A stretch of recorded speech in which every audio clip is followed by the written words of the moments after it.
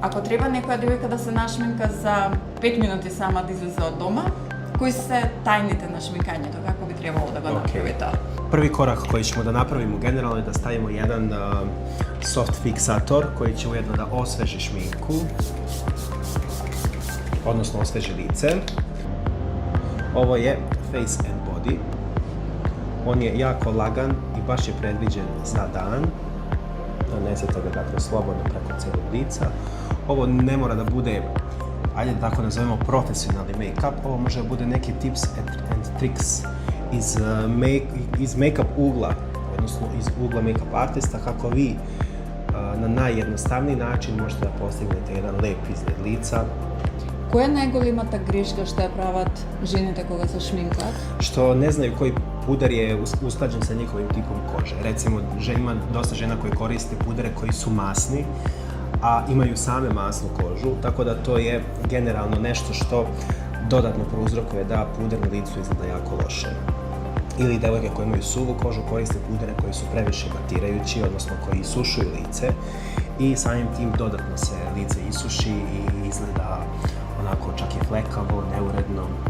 Naredni korak jeste transparentni puder. Dakle, transparentni puder služi da matira određene regije u predelu lica, odnosno da puder ne isijava i da nema veštački sjaj, već da lice prilagodimo tom nekom prirodnom izgledu kože. Nanijećemo ga lagano tapkajući sa jako malom količinom, dakle nemojte preterivati, to je ono kada neko ima efekat kao brašna na licu. Da li sekogaš mora da se konturira licето pre da se nanese šminka? Lice može da se konturiše, ali to onda već ne može baš da bude u 5 minuta, onda treba malo duže vremena.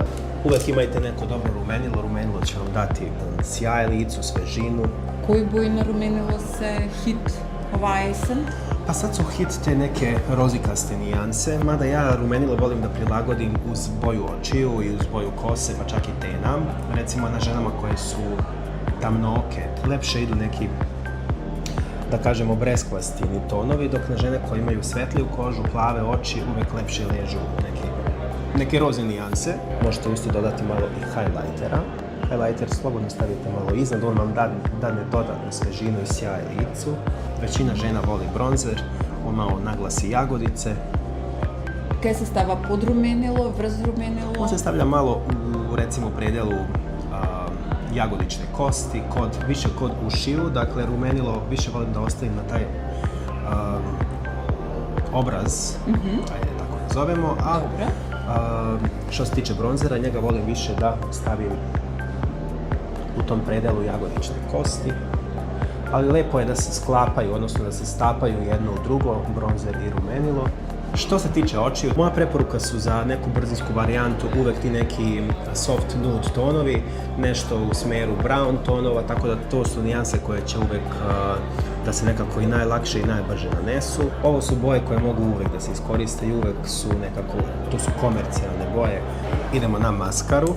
Ja smatram da je generalno ovo sasvim dovoljno za tu neku dnevnu šminku i za neku samostalnu upotrebu za posao, za kafu, za svaki dan. Recimo, oni koji vole malo jače glitere mogu da dođu ovako neku liquid varijantu, odnosno tečnu senku.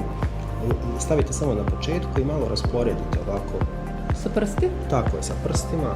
Sad otvoriš ovako, ovdje nešto gore. Može da dodaš malo ovako i prednji dio ovako.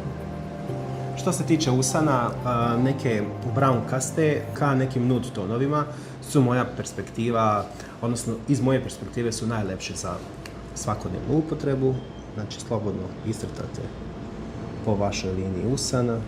I ovo je nekako univerzalna boja, boja breskve, moderna. Pristaje na svaki oblik usana, za sve one recimo koji žele malo da pojačaju oči, koji vole malo tamnije oči, šta može da se doda na ovu varijantu. Može da se doda recimo u strepavice malo čak i crna. Napraviti taj efekt eyelinera. Za sve one žene koje imaju problem sa eyelinerom i koje je jako teško stave eyeliner, uvek je moja preporuka da uzmete olovku. Sa olovkom to uvek ide lakše i brže. I uvek imate onu opciju da uzmete ovaj kraj i da malo to izblendate. Vratite se na onaj fiksator sa početka priče. osvežite dodatno lice, fiksirate ga. Dodat ćemo još malo rumenila da to izgleda još efektnije. Ono u sebi još imate neke šljokice sitne, tako da dodatno da na svežini. We ready? Brzinski jedan efekt.